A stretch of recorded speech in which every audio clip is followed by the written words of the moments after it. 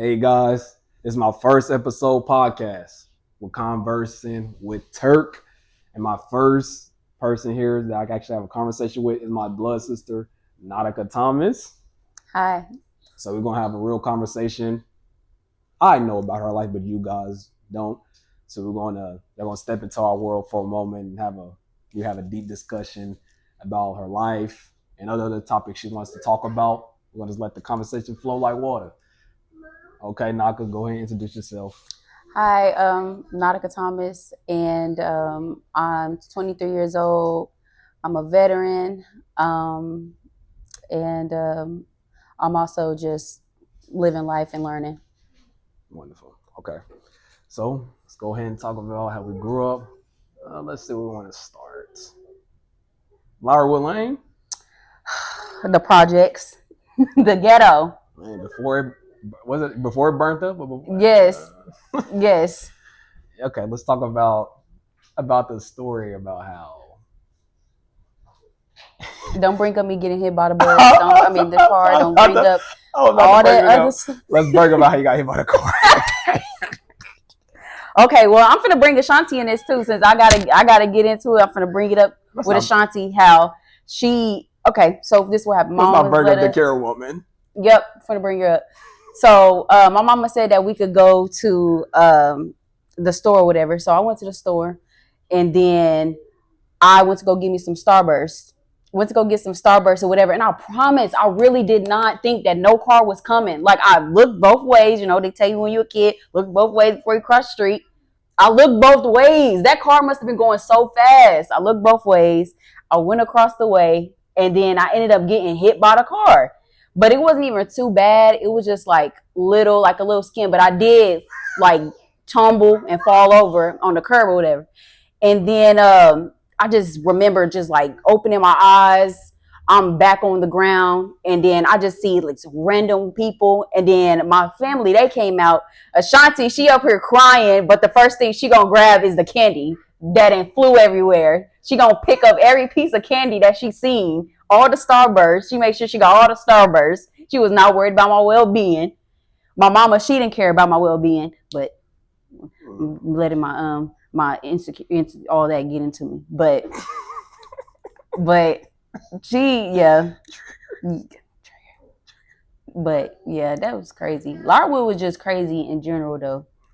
That's why I wanted to start that with a serious topic that we laugh whatever to get it settled. So also I want to talk about how schooling was for you. What were you into growing up?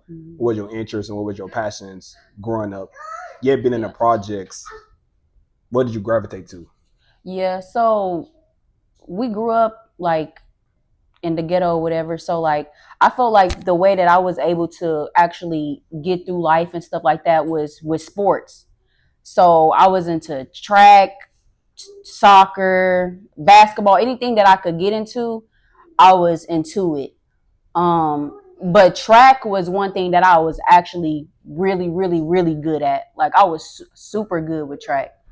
Like I was very good with track. I really just wanted to be really good at it, and I ended up making it to nationals and everything, but we was broke at that time, so my mama couldn't afford to get me into it. So I felt like I did it for no reason, and then I just became rebellious and all that, because I'm like, so I'm running for what? Practicing for what? What am I doing all this for? And so I feel like, yeah, just being like in the hood and stuff, it gravitated me towards sports because I was able to get my mind off of it. And then I also feel like I was really good with like writing, speeches, like all that stuff. I was very good with it, and yeah. Wonderful. So yeah. We also going to get into the different thing. Why wasn't my mother, able to afford it? Because she wanted to drink, and because she wanted to, put all this other stuff above her kids, and it really took a toll on you, because you was like how are you gonna choose this over like something that your kids really love, right, and like really enjoy, and it's gonna better them. And yeah, she chose drinking and all that other stuff. So did that that took your aspiration and your desire to want to continue because you get to a certain point and she capped off on it because of her addiction. Exactly. So it was just more like it was just like once you got like just imagine like getting to like one of the highest levels that you could get to. And you young too. Very. And then you find out like, oh no, you can't do it because of this one person and their actions. I'm a kid, I can't do anything about it. I can't go out there and make $400. You should be making the $400. Facts. And so I was just at a point where I was just like, I'm just finna rebel. Like that's just what it's gonna be. Like I don't know what else to do at this point. And then I want to talk about like how we're going that direction about how if I use the thing, you was like a good child, a good teacher. Like you really wasn't really getting bad at school. You was in extracurricular activities, good grades. You actually liked school or loved school. And then me on the other hand, no. Yeah. Yeah, we're not gonna talk about that. So yeah, I was bad with all that type of stuff, and I seen the shift to where every time you try to get something, you was good with the writing and stuff because you written even when we moved to Britton Courtyard.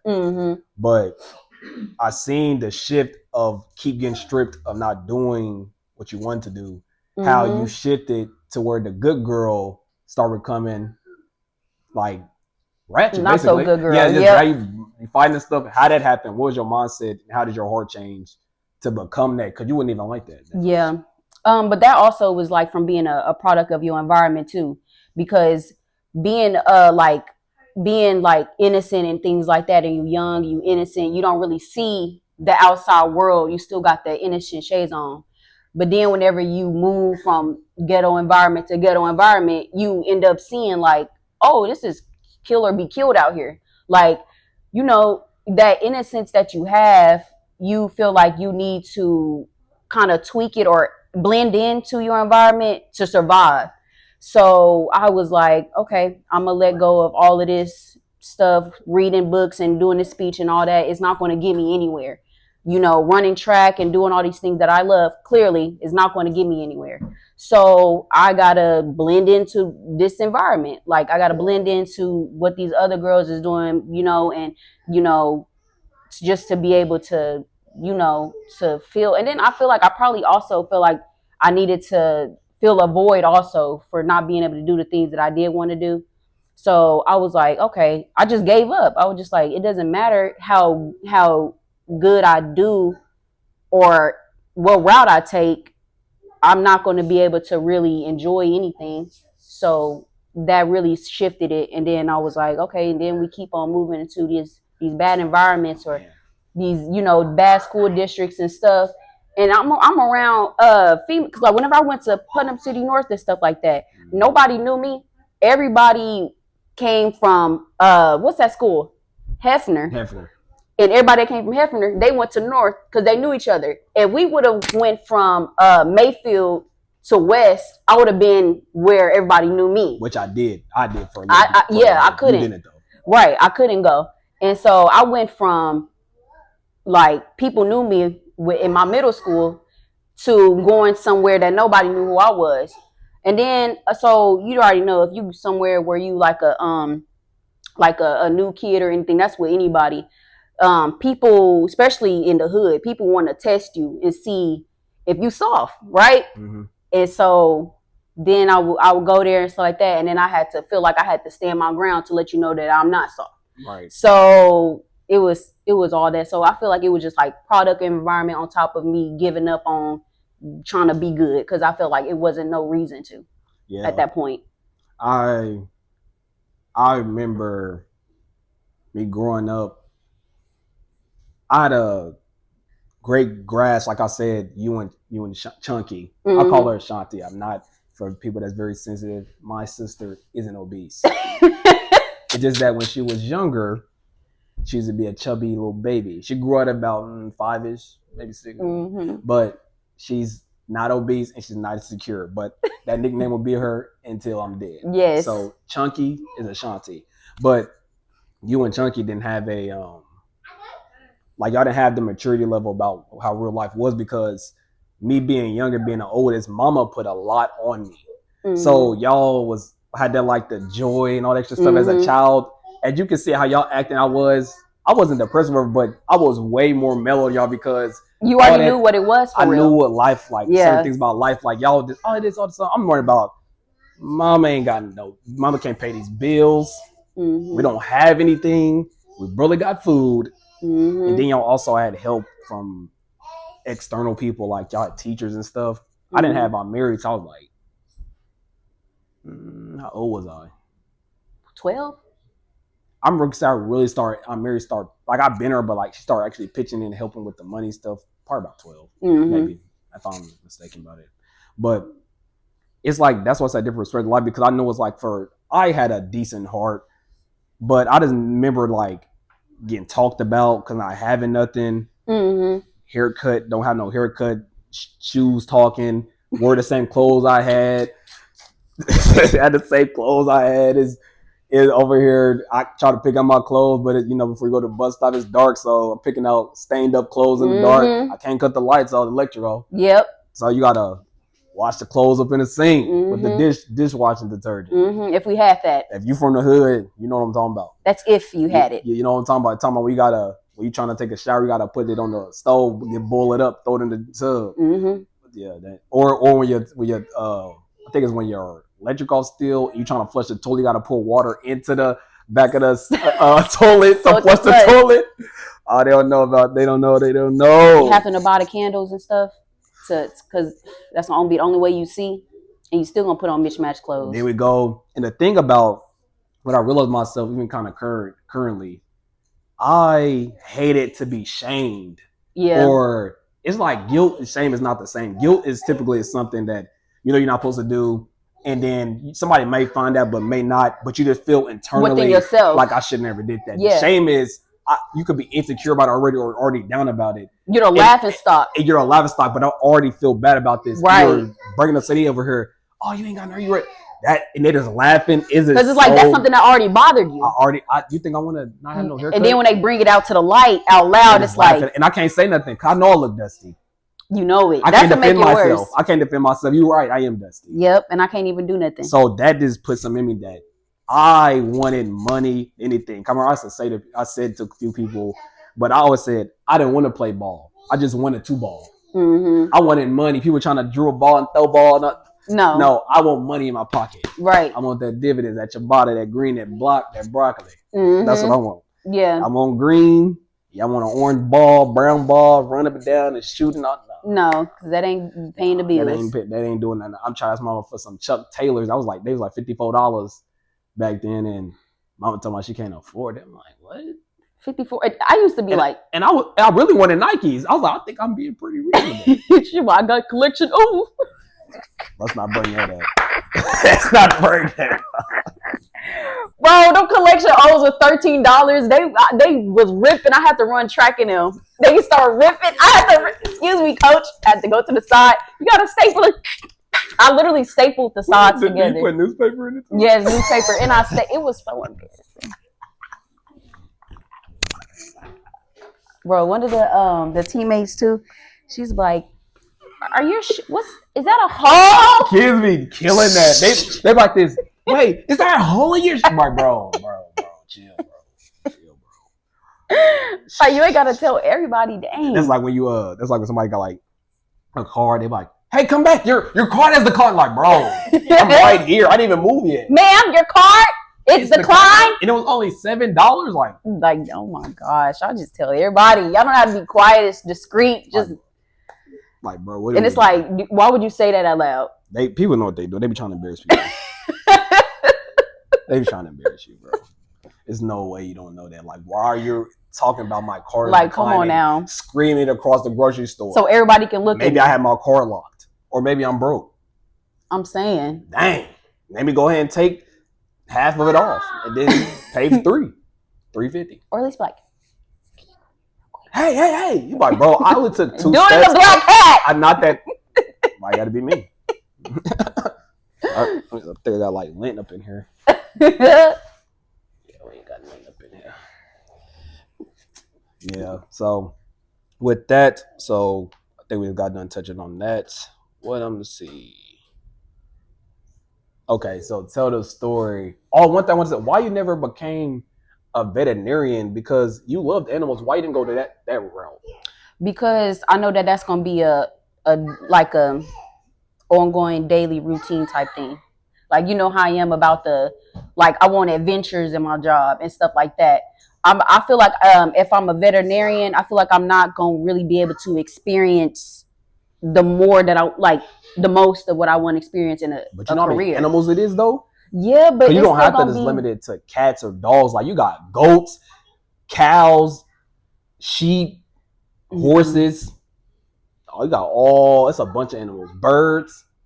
I don't know. I just don't You could think that even, that's. I'm pretty sure they even got a travel veterinarian. Mm-mm. And then plus, I don't love the rest of the animals that How bad. you don't? I'm just really love the dogs, the puppies. And then, like I said, like I feel like any career that I feel like it's gonna like I'm gonna be able to like clock how it's gonna go every day. I feel like I don't want that type of job. Like I want a job where I could be able to like travel and meet a ton of people and resource and like that type of stuff, or like get residual income from it. Like things that I do while I'm in this job is gonna pay me later. That type of stuff. Okay, you think that goes along with your talent already? Because we had this conversation on camera. You already right now. I want to know what my talent is because I know God is giving everyone a talent, but you already know yours, what your talents are. So the career you're going in currently, do you believe that's goes along with your talents? Oh yeah. In what aspect? I feel like I'm gonna be able to help a ton of people by giving them the right knowledge that they need so they can help make the right decisions. I'll be able to meet a ton of people that way. Because you treat people good, they'll refer you. Facts. And so I'll be able to meet a ton of people. I'll be able to travel. I don't have to just do that in Oklahoma. I feel like I can build myself up to where I'll be a owner of my own stuff, and then I'll have a good name for myself. I'll be able to make my own changes in Oklahoma, like in general. Because and off the career topic, like I want to get into like start speaking to the people at the school board because Oklahoma's education system is trash right now. I think we're last. We're last at this point. We're last. Like a couple months ago, we were the second to last. Now we're all the way last. And they keep taking money away from a budget that barely has anything. There's nothing in there. There's nothing in there. I don't know too much about politics and stuff, but why are you trying to squeeze juice at an apple that barely even have anything? There's nothing there. There's nothing there. You're trying to squeeze juice out of a raisin. Exactly. Like, and that stuff is just irky to me because I'm like, Oklahoma wouldn't worry about all this other, and then that's another thing too. Like you know how people like whenever they start like getting notoriety or making money, they first thing is they want to go to like a different state and make that. No. Stay right here in Oklahoma and get Oklahoma together. Yeah. So that's what like I want to do. I feel like if I just stay on the right path and know what's the reasoning behind the steps that I'm taking, like, and know that when you do go out there on your job every day that you're doing it to make people's lives better, then I will look at it in a different aspect. This is not to make money. This is to help Oklahoma. And then after I, make a, good change in Oklahoma, maybe I can start going other places. But like I was saying, like with the insurance stuff, getting people on the right stuff and not making sure people know that they're not getting cheated out their stuff. Mm-hmm. Then get into the school board systems and stuff. Look into all that. You don't even need to be a teacher for all that. You can just go to the meetings and then make a change with that. Council, because there's be a lot of wicked stuff going on with laws and all that stuff. So those are the three things that I want to get into, but I want to start in Oklahoma, not all that other. So it's not you just worrying about your career, what you're going to. You also want to make change in other ways. Mm-hmm. Okay. Yeah. So then we're gonna be all the way over the place because whatever comes to mind. This is fresh off the dome. I don't have nothing written because I want a genuine conversation. Yeah. And the conversation is gonna go because that's really how I have conversations with people. We just talk about random topics and how the conversation flow. This is how it would be. I strive to have my podcast what I would want to listen to and it to be real and authentic as possible. So I have structure because I prepped and planned, but I don't want it to be in what's the standard, right. how people think something should be. Mm-hmm. It's going to be the way I want it to be. That's right. So back to what we're talking about. So let's talk about our father. Sorry. That's true. But we're going to talk about also lead up to what you know from your perspective about how he was still really decent. But you can just talk about how you want to tell it from how he was, your knowledge of first understanding him to the time where he knocked off. And what was your perspective at the end? I really want to know when he just stopped trying. I think you was probably about 5 or 3-ish when he just didn't want to pick barely up into parenthood and already given up. That's crazy. Man. But so when I was a little girl, I really loved my daddy. Like when I was a little girl, I really did love him. I always wanted to be around him and everything. I thought he was just Superman. I thought he was just when you're a little girl, you think your daddy like the biggest man, he the strongest man and all that. Like I just thought my daddy was all of that.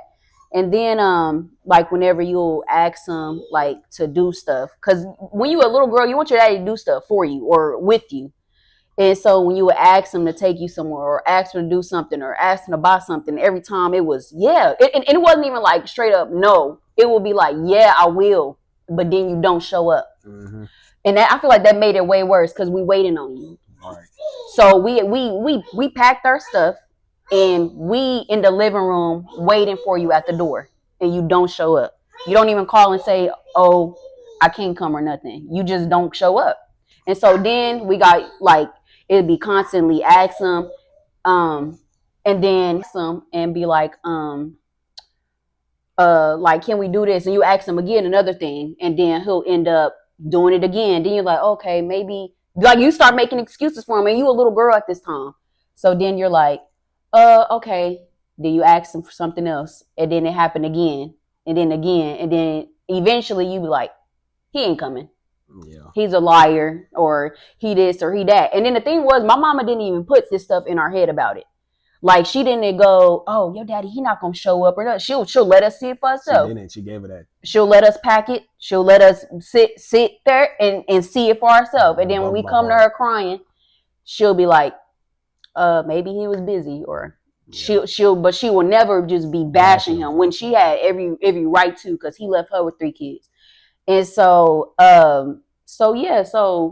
as time went on, I eventually was just like, he ain't gonna come. But at the beginning, I did think that he was like a good dad, or maybe I wanted him to be. Yeah. But from our perspective, it was like that from being a boy. I looked up to my daddy because, like, also not only did I like want to be around him, I seen the respect that he got, like when he went around, because he was a blood and stuff like that. So that's prominent when you like. It's not the only one. Typically, somebody's daddy gangbang. So right. My daddy was a blood. So like when he took us to a blood party. Yeah, he did. I don't think it was any other kids there, but we was there, and I like when we go into stores, how like his presence would felt like how people respect him, or even when he was amongst his friends or whatever, they didn't treat him like the runner, like go give me something to drink and all that other stuff, like. Tell him like, go give me something to drink, and slapping around, and it's treating him like he a lame. Like, he was the big dog, like, and wherever he walked in. Rough House. That was my daddy's street name or nickname. I'm like, Rough House. They come in. He was like, they love to see him. And then the things that I also been around daddy, but I think it was what mama maybe wasn't. He also was a ladies' man. Like I seen that in real grass, like him going to had a laser with him. I wanted to be just like my daddy. I was sagging everything, and I think, I'm not mistaken, I held my first real gun from daddy. Because he had me get his gun. I don't know if it was the counter or the fridge. He's like, go get my gun. I actually held the gun. That's crazy. He was very irresponsible. And my other knowledge that I seen how he was, I remember, I think we was watching Friday. This is when he had an apartment. You probably was there. I don't know if he was sewing the teeth, but I was paying attention. He had women come in and out in the same day. Yeah, he was a thought. He was over here, hey, kids, all that type of stuff. And I'm dumb like, girl, I know what you're here for. Literally, stop touching me. You do all this stuff. 50 hands. Just go ahead and go in there, because I know why you're here. Literally. So they come in, all this other stuff. So I'm trying to bake snacks. He'll bring one in, come out. Bring one in, come out. Brand went in, come out. So I'm also just letting that so the audience get it because to show these are the type of things that we were exposed to growing up. That's why having a decent parent, you got one, you better cherish that because it's trauma that be impact and how you view life, especially in that early phase. I think it's like 3 to 7. How you view life. Yep. It is literally in those times where it really is affected. And back on the end of thing, I remember I'm older. It took me multiple times to get my heart broke to lose confidence in him. So I packed. Mom, like you said, mom didn't bash him. She let us figure out pack. Oh, I'm gonna get you. Pack. Oh, I'm gonna get you. Oh, okay, he didn't come. Heartbroken. Kept doing it. Eventually, you know how many times you have to lie to a child for them to lose confidence. A child, because kids, they just naturally want you to, you know. And that I was like, dang, he's not gonna do it. He's just not. Just a deadbeat. But I'm glad he was though because he was a terrible influence. I probably been dead in jail. But also, due to him being a terrible father, I remember I said, come in your room. We used to have deep conversations. I think we used to have these deep conversations when y'all had that room. I think it was on 19th Street. Lyrewood. No, actually, it wasn't. It might have been Lyrewood. It was Lyrewood. Was it Lyrewood? But anyway, because I used to do it anyway. I'll come in your room. We would have them deep conversation. And you remember what I used to be saying based on that about having kids? That you'll never be sorry like him? Yeah, I meant it too. I got 2 kids. I had issues with my children's mother and stuff like that. But I knew being a deadbeat was never an option for me because that stuff hurts. Yeah, I do. That stuff hurts. It really does. Like I would, if you a man, you don't take care of your kids. You see yourself being around me, you ain't finna be cool with me. You don't take care of your kids, so I don't trust you. And then especially with knowing the word, God won't even expect that. I mean, accept that. So like, and I didn't even know that before. Exactly. I didn't care about no church. I didn't even care. I think it was for the cube. I went because they accepting food. They was picking up the bus. They stopped getting that food. They're trying to go with that whack church. I stopped going. I came to hoop and eat. That reminded me of Devontae whenever Miss McKenzie would be picking us up, and then this one time Miss McKenzie said, "I'm sorry to let you all know, but I'm budgeting right now, so no food." And then Devontae said, well, "No food." It is. I'm so sorry, I'm budgeting. He said. The whole time he was mad the whole entire way. I said, not because she won't give you no food. He don't even want to be there. I'm like, Miss McKenzie, this is the hood. People are trying to survive. Real. Like, they going off of love. Like, it's okay. He don't understand. I didn't come here because I'm not learning anything. I'm not learning. I'm trying to eat. I'm tired of going in the freezer and seeing freezer ice. Green beans, that's the only thing that's left. It is that the green beans. I remember one time we go up in that fridge, but I was over this hoping that some food appeared in there. I kept opening it up. Nothing ever appeared. Like maybe I didn't see it the first time. I wasn't paying attention. I wasn't paying attention. Look again. Go in there. Still ain't nothing. Still ain't nothing in there. But roaches. But roaches. But roaches. A bunch of them. How do they get in your fridge? How are they dropping on you while you in the shower? That was crazy. You would think you tribute in the shower. It's not like you would think like Smokey. Oh, the angel does in the chicken coop. He was somebody help me. Boy, Smokey was high as a kite. Was he? They gave him out that angel dust. But yeah, it was crazy, and then also it's very important for like dads to be in they girls' lives because when dads are not in they and then I don't care about society always want to make it seem like, oh, I can keep my kid away from the daddy. I don't need. No, yes you do. The kids need their father in their life because they need that structure and they need that leadership. Right. Whenever a dad is not in their daughter's life, it affects your daughter in a terrible way. A terrible way. Like it's just not something to do to your little girl. Like she will not know her worth. She will not know how a man's supposed to treat her. She'll accept anything from a man because you didn't show her nothing. Right. And that's how it is with a lot of women. A lot of women do not know their worth because their daddy wasn't in their life. And then they mamas didn't have their daddies in their life. So the mama can't teach the daughter nothing either because the mama don't know about a good dad. What a good dad's supposed to look like. And then that's why the mama picked a terrible man. Yeah. And then it just trickles down. So it's like you were saying, it's important. It really is important. But also on my end, it's also good to have a mom that knows her worth and actually value herself, because as a boy and you see your mom how she conducting herself, it can hinder you on the back end about how you conduct yourself with women or picking the right woman. Right. So you finding them, if you got a mother that doesn't respect herself, loves a man more than her kids, wants the example, like don't really want to do nothing with it, just y'all, but let her do she with want to do something. Oh yeah, let's go take the kids somewhere. Now you all jolly. You happy? Oh, let's take the kids somewhere. But I asked you this myself. He went here and you said no. No, I'm not taking you anywhere. I'm now not taking he on the way. No, You didn't don't ask me. Don't. Go get the stitching cord. Go get it. Go ahead and get it. The yellow one. The yellow one. That's when you done made her mad. That yellow one. That yellow one did That's damage. that bolt lightning one. Man, feel like I got 12 years a slave. It's getting beat, boy. But yeah. Stitching cord. Man. Also, talk about the bond of like the siblings we had. Even through all of that, how you can just touch on any topic of telling a story about the siblings.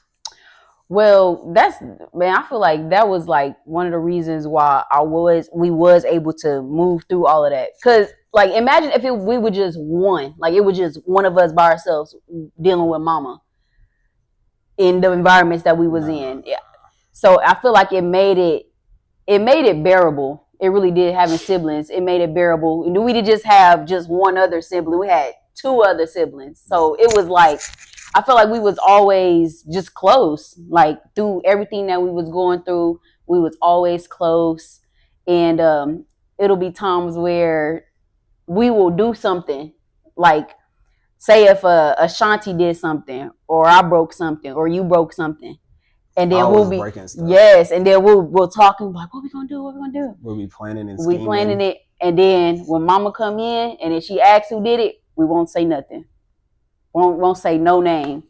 We all finna get beat. We just get beat all together because we like, no, I can't say that my sister did it, because then she gonna be getting beat, and then that's gonna be on my conscience. So we used to have that type of bond where we was always just sometimes though. Sometimes I tell. Yeah. Sometimes I would like if you was really mad, you'd be like, yeah. But like sometimes like I'll just let it. But Mama used to just assume it was you. Yeah, she did. Because like it was like who left the dishes in the sink, and most time it was me. I'm not gonna lie. Yeah. Some mom she said it was me. I saw the dishes left in the sink. We did lie on Ashanti that time too. Let's not talk about that one. And she told Shanti to shreds. We did lie on Ashanti that time. I was on the devil because that was bad. That was terrible. I felt bad. I felt real bad. I don't know. I just got that. Like it literally just like I had a lion spirit because like I just kept saying it. Like why she only got big. And Mama asked like 6 questions, and we kept saying it was Ashanti, and it wasn't. It was never her. She probably was confused. So she was the youngest. That girl was hurting. So up. Nah, that's part of the worst whooping I've seen. Yeah. I was like, yeah. I was like, dang, we wrong. Yeah, Chunky, your brother was on the devil. Yeah. Because we just kept. Chunky! She just kept. She said, so who did this? Shanti? And we all of us kept lying. Breeze really should have got beat because she was the one that was doing all that extra. She did do Chunky, that. Chunky was bad, but that day she wasn't bad. She didn't do nothing that day. It was us up in there doing that stuff. I was terrible. I was very bad. I was always breaking something because she didn't let us go outside. I remember throwing baseballs in the house. And it'd be, I'll feel that instant I'm about to get beat. When I throw like the ball at somebody, I'm like, you know that feeling you get in your chest. Or whenever I drove that the bike into the wall. That was so funny. I was like, what are you doing? She just said. But I did not think. I did not think that would happen, like, because there wasn't no brakes on the bike. Honestly, that wall was thin. That's what I'm saying. Because when the wall came in, it was on like this thin of wall. I'm literally thinking like when it was rolling, because then it was too tall for me, and then it didn't have no brakes. So I'm thinking to myself like, oh, I'm not going fast. Like I haven't even pedaled it, so it's not gonna do nothing. I'm just gonna bounce off the wall and I'm gonna be able to get off. It went through. I said, I knew you was gonna be big. No way, and it was big. It was a big wall. It was big. As big as the tire is. That's how big the hole was. I said, that's like no, that wall was cheap. I'm like, they said it's a wall. It's like they just painted. They painted cardboard. That's it. And they try to make it like a design, like do the walls. They be like, let's make it look like a wall. Because if you just and then just go through like no. And it wasn't like I got on it and then was pedaling. I did not even get to pedal nothing. I was like, I'm finna get There's beat no way for that it, should and happen. this is crazy. And then I remember Mama. That was around the time she was working. Like she was working like the 12-hour shifts and all that stuff and to get promoted and all that stuff. And then she ended up coming home, and then I think I either told her. I think I did tell her this time. I was like, Mama, I did something, and then I like pointed to the kitchen, and I'm of course flinching because I'm thinking I'm gonna get beat down in the kitchen. She just kept walking to her room. She got in the shower, got dressed, everything, and I'm just like, it doesn't matter if she don't beat me today. She's still gonna beat me. So I might as well just enjoy this freedom right now. So then I went to sleep and everything like that, and then she came in the room bright early in the morning. She said, "So what makes you think it was a good idea to just be riding bikes in the house?" I said, "It was an accident."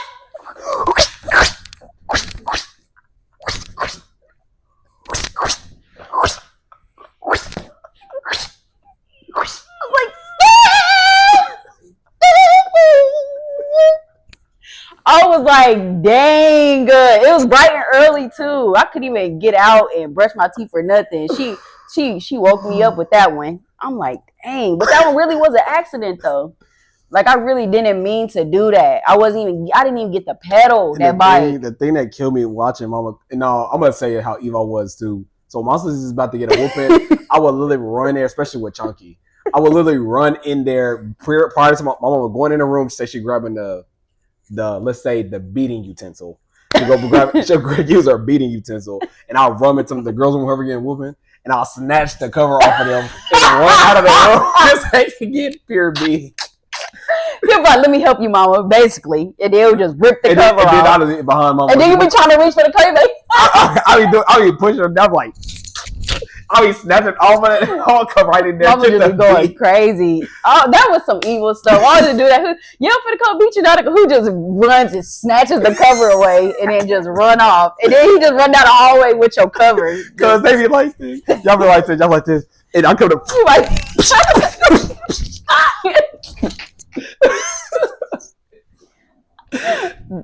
Don't let Ashanti be getting beat. Oh, she finna put them. She finna put her right in that corner and get her back dented in. Like the Grand Canyon. It'd be funny because you doing all of this, but the extension cord is going right down the middle of the thing is to get Mama. She was they're like, why are they talking about getting beaten? Man, we laugh at our pain. We all right.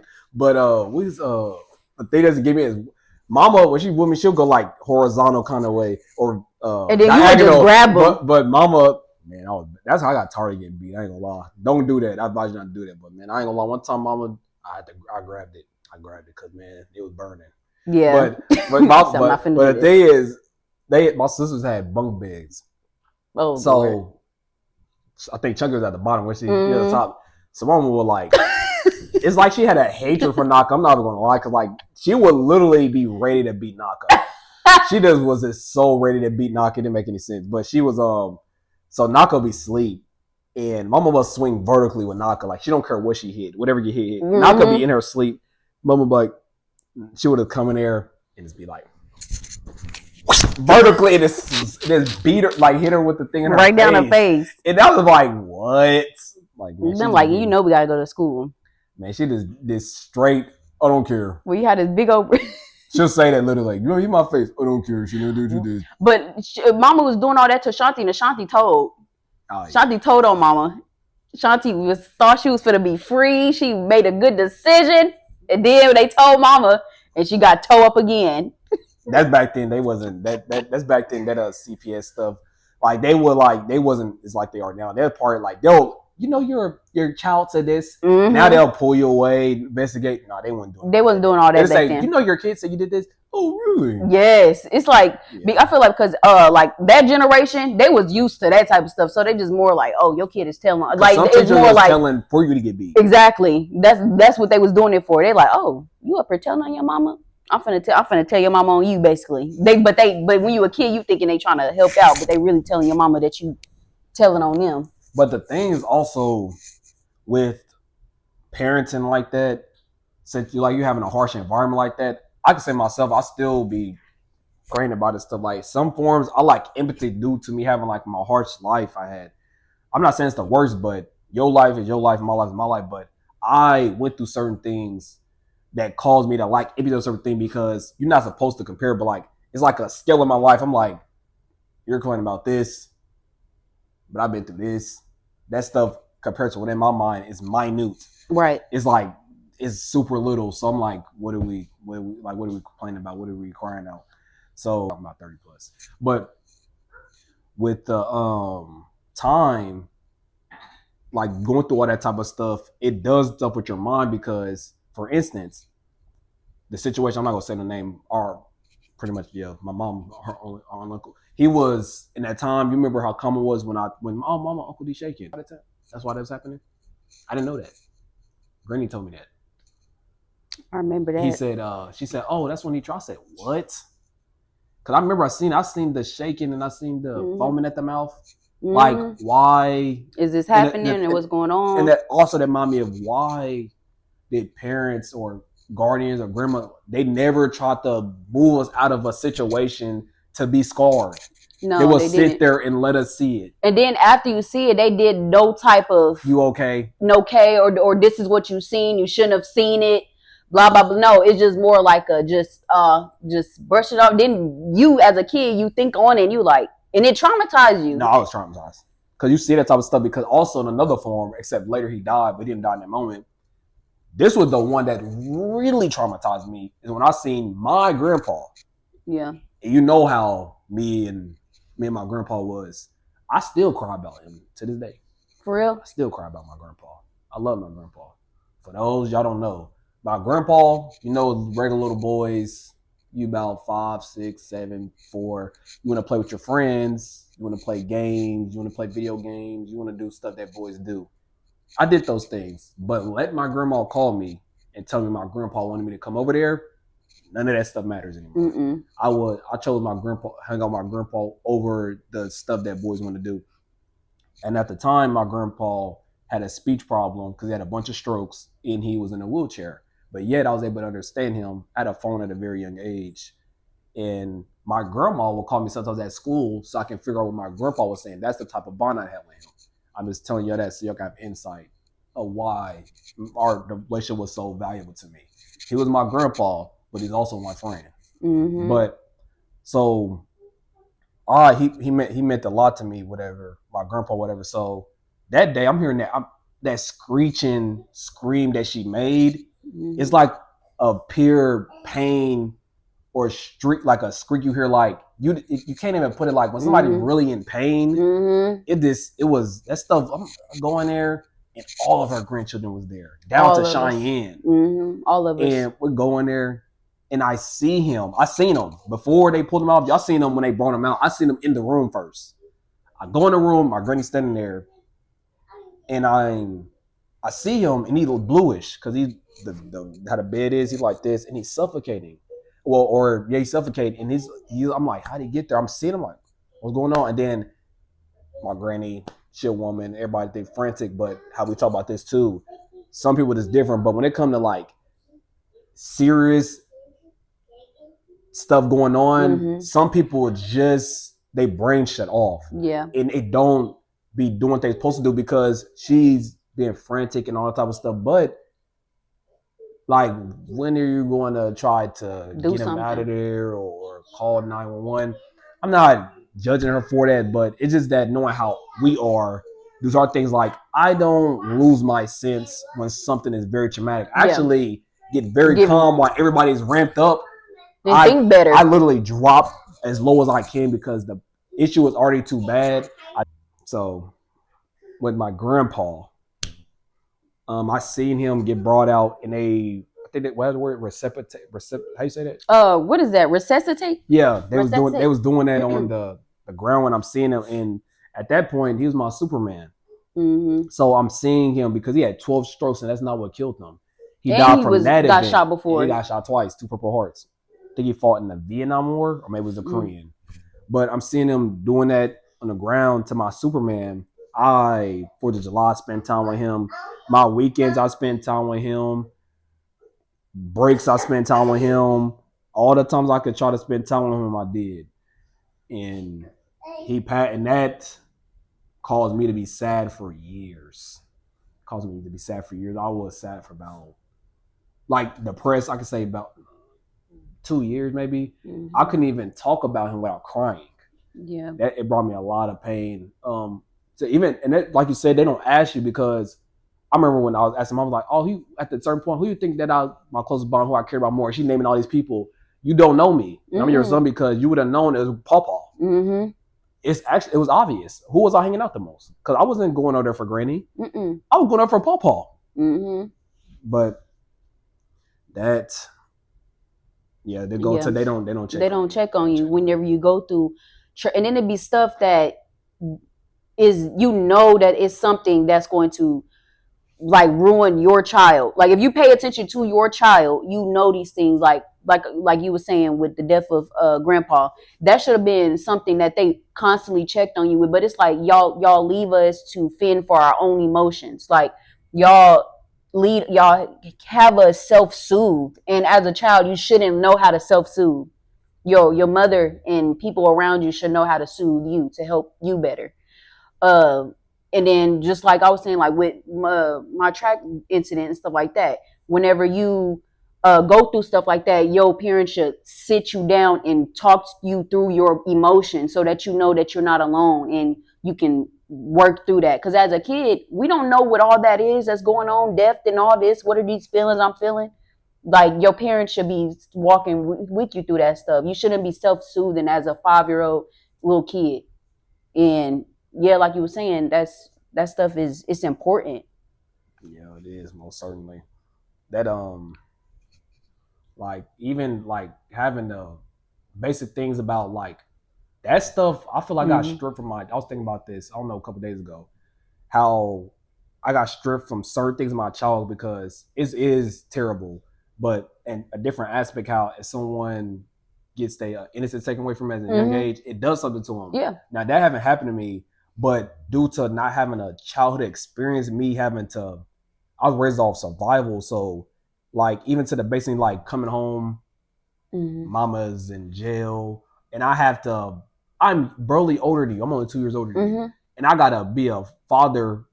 I'm a brother, but I want to be a brother, but I gotta be a father in certain times for you and my sister. I gotta cook.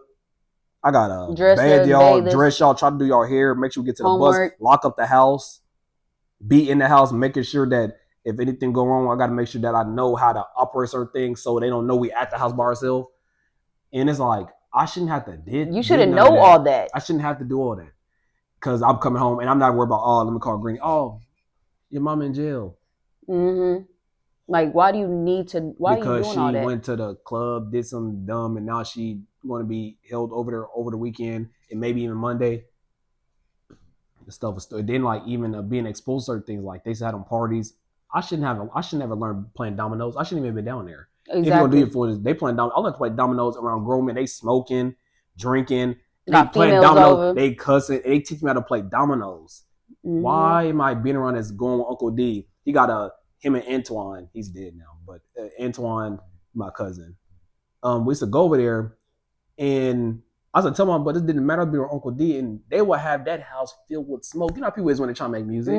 It's smoked up. They smoking so much weed, and I'm around that. Now they got Antoine had kids. I'm in the back with the kids. Uncle D, it's like people didn't, because I was mature, which due to what I went through, I know stuff I don't need to know because I'm exposed to stuff. He called me out. He don't call nobody like, hey, nephew, come here and hear this. Like, why can't I stay back here with the kids? Come and hear this, nephew. In there with the smoking weed and all this drinking. This dice. I'm like, yeah, they smoke in the air. Oh, they're like, smoke in the air. And I'm just gotta be around smoke. Gotta be around that. They over here, they got company. They don't, like, some kids they would, but like I just remember being part of the only child or the fuse one, and then like it could be them, they can be rolling up. And they're like, man, yeah. It's like they just like I'm a fly on the wall. They just like they know it. They just like, yeah, they just talking to each other. Maybe they're not talking. They just Yeah, man, understand. I'm watching. They not telling me, man, don't look at nephew. Nephew, make sure you don't do. They just watching me. They love to say, make sure you're not doing what I'm No, doing. they didn't say that. Oh, they didn't? No, they didn't say that. But even if they did, because it'll be a lot of times where they'll be like, hey, don't do what you see me doing. But why are you doing it in front of the kid anyway? No, facts. I don't know if it was coke or crack. This is the first time I've seen it. I was working with Uncle D. You know, I was in high school. And he, that's when he doing like the big old trucks that clean and stuff with the sweeper, the street sweepers, I think they call them. Mm-hmm. And I remember I was asleep, and I remember we stopped. I'm like, we had a house. I'm like, what the heck? Mm-hmm. And he come out, he had like this like vial thing, and this thing was white. I'm like, I know that ain't what I think it is. So I was like, bro, I've been around so many fiends. It was different when you know like your uncle a fiend. It's like, why am I around? Like, I really feel, why do I keep being around stuff? Like, and then it's like, as a kid, you even know that you're not supposed to be around that stuff. I know I wasn't, but it's like, yet I'm alone. I'm coming home from school on a weekday, and my mother is pretty much having a party. Yeah. I got school tomorrow. And she still didn't cook. And you didn't cook. And you're not going to feed us. And you're not going to help me with my homework. So I got to cook my own stuff. And I got to still, in a certain way, make sure I got a certain awareness, because my sisters still don't see the world as I do. So I got to watch them, because there's two sisters. I got two sisters, and it's only me. I'm the only boy. Mm-hmm. Got all this stuff going on, and we have school. It's like I should come home, well, to the what you say was home, but it never felt like home. No. You come in, why's the door wide open? You can feel the energy, like it'll be like outside of the door you feel cool, but when you step inside of your house, you just feel the load of everything. Bumping like music. You just smell like alcohol. Foolishness. Why are y'all doing this? It's only 3:00. Why don't y'all have a job? Literally. Like, why are y'all making this type of environment for kids? Also, I want to say, my love for money, the reason why I had love for money is because not giving your kids stuff, if you trying to do your best you can for a child is one thing. But my knowledge, my mother wasn't trying. So it's not me being ungrateful. She wasn't trying to do the best that she could, and we could tell that. We could see it. So that made me have a love for money, because I'm tired of not having nothing. And that could stem to make people go into the streets and do other things, because in the streets, it ain't no age limit to selling nothing. No, it ain't. They'll give it to you. They will. They'll front you. They give it to you. You can do your thing. You know what you're doing. You make profit that way. I didn't do it like that, but I understand, because when you're not having nothing, you getting talked about that stuff makes you want to change it. Don't nobody want to go through that. So parents, oh yeah, whatever. It's not all about what you have and all type of stuff. That's true, because that is true, but it's also why you're not trying to give your child the best you can. Exactly. Because we wasn't pessimistic, as because even we used to make light out of that situation. We probably had to go seek in the dark when the lights was off. We used to crack jokes about our situation we was in. We tried to find joy in the pain. We was doing that while we was in it. But shouldn't no son have to come on, oh yeah, Bubba, your mama here, go. Why do I have to come? Why can't you come get me? Literally. Why can't you come help me? Or even this, what she used to do every time this, like, say you did something. You need to talk to your sister. And it's like, you the mother. You the mama. Why? That's my sister. Right. I'm only 2 years older than her. You go talk to her. Why do you want me to talk to her? Is it because you know, or you think she got more respect for me than you? Hey, could be. I'm like, why are you asking me? Because when it came to a certain point, Mama, she couldn't really say nothing to me, because I was able to see like what it was for real. And then I'm just like, you're a mother, but you're not my mama. Like, you're not a mama. Like, you're the woman that birthed. She's sober, yes. Yeah, but when she got into that mood where she was doing all that drinking and stuff like that, she literally, it's a switch. And I'm like, I don't know you. That's how my mom said was. When she was drinking, I'm like, you're not my mom. You're not my mom right now. When she was sober, you're my mom. Yeah. We could vibe when you sober. Yeah, you yourself, you chill, you cool. Nah, I ain't really trying to listen to what you're talking about. That's what I was like, it's hard. Like, yeah, you're supposed to be a bit to your mother no matter what, but man, that stuff is easier said than done. It is. Got immature. It's gonna take some time for me to get to that, especially with the recent stuff that she did. Oh yeah, that stuff right there. Crazy. Cause I'm like, you literally used to say this all the time, and that's what it was. I feel like that's what like really make me like, yeah, I don't know about me being real cool with you right now, because since we was kids, you used to say this so much, and I used to be like, oh, good thing we never gonna go through something like that. Good thing we never gonna go through something where I would have to pull your card, right? Mm-hmm. And then it happened once I got out of your house, got my own stuff, own car. That's when it happened. That's when your car was pulled, and you literally failed. Like you literally failed. You kept saying up and down. If any man try this with my kids, if anybody ever, I'm gonna do this, I'm gonna do that, and I believed you, because I'm like, yeah, you went through it, so I know that you ain't gonna ride with it. Like if something do happen to me, you already went through it. I know you gonna ride. No, totally different. It shocked me. Like it literally shocked me that was her reaction, especially because like it wasn't just like it happened to just me. It happened with Ashanti too. So we came to you with two stories. So this happened twice to both your daughters. And then Ashanti told me, and then I told you on my behalf and her behalf, and you reacted like that. Shocked me bad. I said, what? I'm surprised that this is how you reacting to this. I thought you was gonna be all, especially what happened to her. Yeah, I thought you was gonna be all mad and ready to rumble and ready to call the cops and all that stuff. At least riding with us, but you didn't do that at all. You literally, you didn't even stay neutral. You rolled with him, and then you said that you didn't care about not talking to me because I'm mad at you.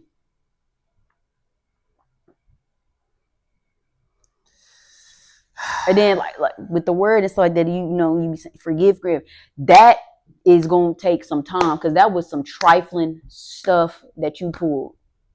So I'm gonna really have to, God is gonna really have to be working with me on that, because no, like if it was up to me, like if I could get into heaven without forgiving that, I would not. Yep. I will not. Like if it's up to me, I will never forgive you for that. Man.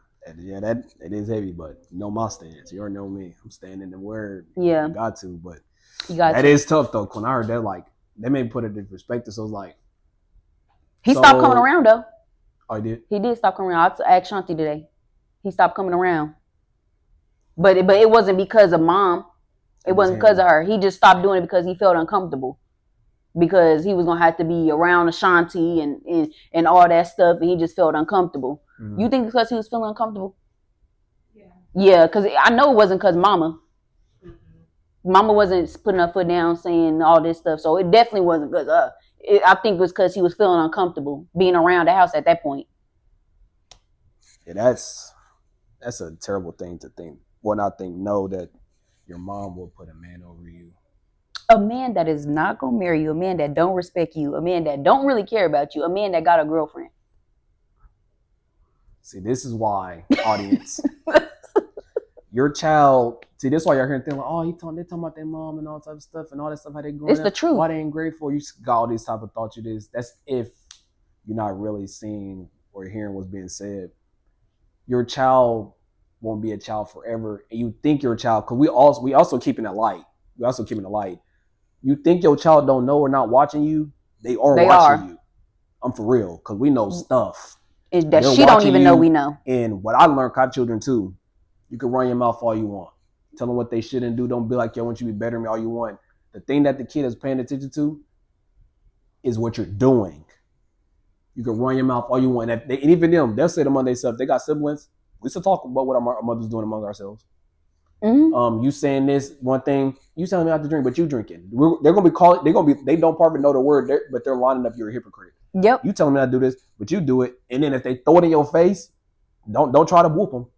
Don't try to do they're not lying because on they you. Telling you what you taught them. Yeah. They telling what you taught them. So you might as well shut up or go cry and do some whatever because it's your fault. Oh my God, why is my child doing this and all that type of stuff? What are you doing? By the time your kid get like 11, 12-ish, they everything that you've done growing up, they have a perspective of you at that point. At that age, you're certain of who you think your mom and your dad is. Because at that point you've seen enough to where you know, okay, my mom is this type of person, my dad is this type of person, my grandma's this type of person, my siblings are these type of people. Yep. You can lie to yourself all you want and say, oh, I didn't do this. It doesn't matter what you think. It's their perspective of you. Yep. I was talking to a brother Justin. I was saying, you won't get it right all the time as a parent. You're gonna learn. You're gonna win some, you're gonna lose something. But I said, as long as you don't get a failing grade, as long as you're not, as long as you're not failing. Yep. You did okay. As long as you're not failing. But you getting a D and an F, you did terrible. You did terrible. You did terrible. Like out of all this life you put as being this parent, this child's parent, and you failed. And don't think because you fed them, you did a good job. I'm tired of people saying, I fed and put clothes on your back. You're supposed to. That's a bare minimum. You are supposed to do that. What about teaching?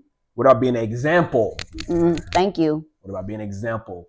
What about actually pouring into your child? Giving your child a good environment. That too. You just don't care about the environment. You got all this type of chaos going around. Children need stability. A stable home. They need to come home knowing a routine. My mama going to have food ready. I'm gonna do my homework, take a shower, go to bed.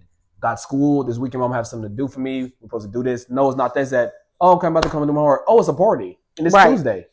But I got school tomorrow morning. But you're going to party up until about time. I party about 2-3 a.m. So I've been here bumping music until 3 hours before I have to get up. Like just, and then if you know about energy and morning routines, habits and stuff, like especially when you get an adult, you really be like, that's really important. So imagine what it's doing to a kid if 3 hours before you're hearing all that bumping and then you're hearing it while you're sleeping too. So just imagine what it's doing into your kid when they get into an environment where they're supposed to be learning. Like, just imagine what that whole thing is doing to your kid. Like, you got to pay attention to that type of stuff. Environment, what you say to them, what you do, how you discipline them, when you discipline them, all that stuff. Like, it all matters. Then once your kid gets at a certain age and they, when they get to a certain age and they feel this way about you, don't be mad. Don't be mad. Facts. And then when you talk about that, oh, well, I tried my best. But what did I do? Like, I got her respect. She said, well, I tried my best. I said, so something. And she's like, no, I said, I tried my best. Somebody's best may not be nothing at all. Yeah. That's their best, though.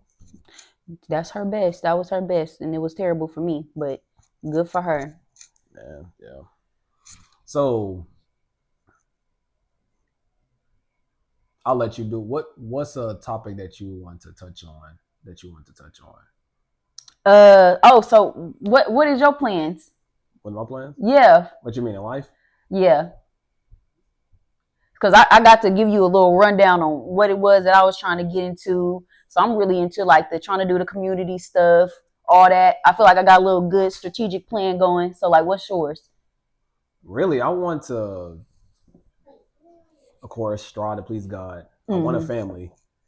And then like this, like natural speaking, I want to see how this YouTube stuff go. The YouTube stuff? I want to see how the YouTube go. You see how my critique and how I'm like, I'm striving. And I believe in God and anything, but you got to start somewhere. I want to see how the YouTube stuff go. And how I'm trying to do it because I don't really have social media. I'm still about trying to get, but like Lord will, I want to see how my stuff go without even having social media, that it just genuinely grows off of pure authenticity, like people wanting to watch my stuff. People want to watch it, because it is shares and people all that, and it really grow because at some point YouTube was stuff cracking where people wasn't knowing about all that promotion and advertisement and posting all that stuff and doing that stuff. Videos was popping. So I want to see how that stuff go. I want to see how YouTube stuff go, and of course I want to own businesses. In what type of business? Like suits and stuff? I don't mind suits. This is like stuff I'm interested in, like stuff I actually would care about, not just doing it because I'm like I wouldn't mind having those stuff about suits or I love clothes, suits, or maybe even going to stuff that has to do with care. Yeah, like caring people, because if you go in that type of business, people always need help with something. Yeah. Suits, clothing, really the YouTube thing. Something like that. Cause I don't want to be all tied up, super, super busy, because I really do want to be busy doing stuff in the church. But natural, whatever, maybe this YouTube stuff, get a business going on. Yeah. Or stuff. I don't mind getting into negotiating stuff. Yeah. Maybe I'll be doing like contracts or something like that. Or maybe I might not, because I don't have to own a business to be happy. Like maybe I can find something that fulfills me in the job, save money, invest to the point to where I can retire, not at the time they say you need to retire at like 60 plus or whatever they say it is. Be able to retire when I want to retire and have passive income and be able to live my life peacefully. You know, this serve the Lord, have me a little family, raise the youngins up, right? Have me a wife, and just out here trying to make it to my time up. You know? Yep. Yeah, that sounds like a good plan. Yeah, I'm a simple man. I'm an old man and young body. I'm cool. Like, even on my regular days, if I'm not going on my off days, I just like to go in my room and chill in my room. You know, I'm old. It's chill. I'm only 25. I be chilling. I don't got all that stuff. I gotta go this. I gotta see this. I gotta do this. I gotta do this. Bruh, forget all that. Even I'm the type like, I believe I'm a good friend, but I'm not that type to be a friend like you want me to check on you all the time, call you all the time. Yeah, I can't do it. No, you might as well just go find somebody else if you want all that. I ain't your friend for you. I'm not the friend for you because that's too much. That's draining for me. I'm trying to live.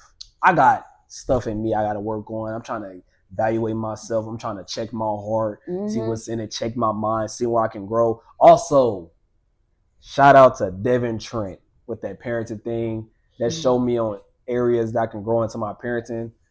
That's a brother? Yeah, that's a brother. That's the one I'll show you about. Hold on, no, that's not him. That's the one, not the one about the life insurance. That's the other one I was watching when he's talking about the parenting. When he talked to the yeah. Devin Trent was the one that was on the right. But yeah, I love the parenting community thing. That thing is very helpful.